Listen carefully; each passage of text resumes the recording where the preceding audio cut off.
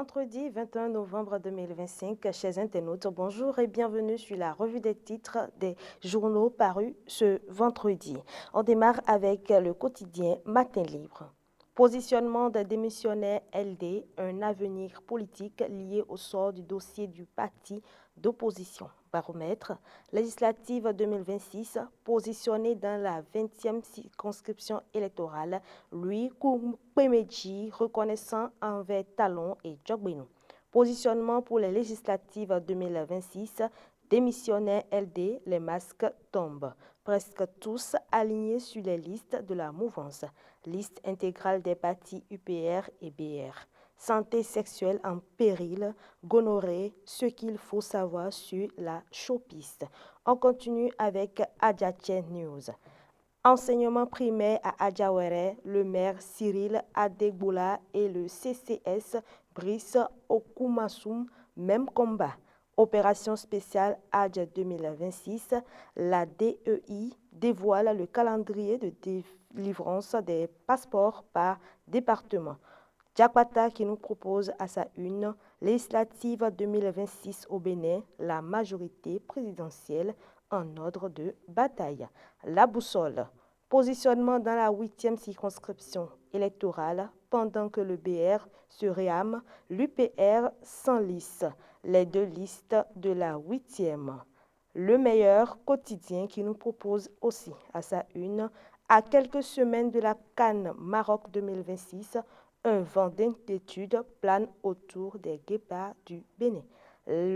La gestion du sélectionneur Guénot peine à convaincre. Décryptage info. Élection législative de janvier 2026. L'UPR redonne voix à Sagnanado.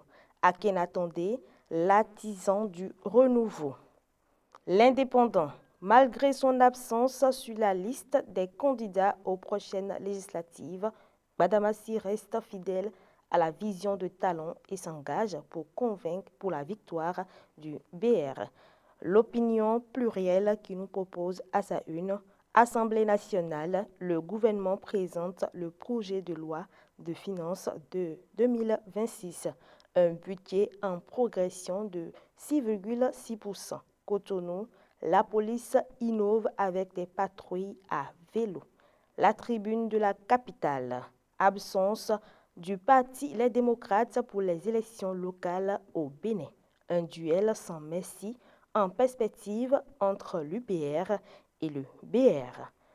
Libération qui nous propose à sa une protection de l'enfant sur la période 2026 à 2035.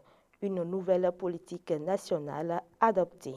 Infrastructure routière, LAS, échangeur Godomé à Kassato, bientôt rénové. Dabarou qui nous propose à sa une Borgou pour la paix et la prévention de l'extrémisme violent. L'ADECOB et ses partenaires mettent à contribution les griots. Emblème du jour. Exclusivité, les candidats titulaires et les suppléants dévoilés. Album photo, vous le trouverez dans ce journal. La fraternité qui nous propose à sa une législative 2026, les chevaux partant des deux blocs de la mouvance. Intégralité des listes de candidature de l'UPR et du BR. Salon national du livre, l'édition 2025 lancée sous de beaux auspices.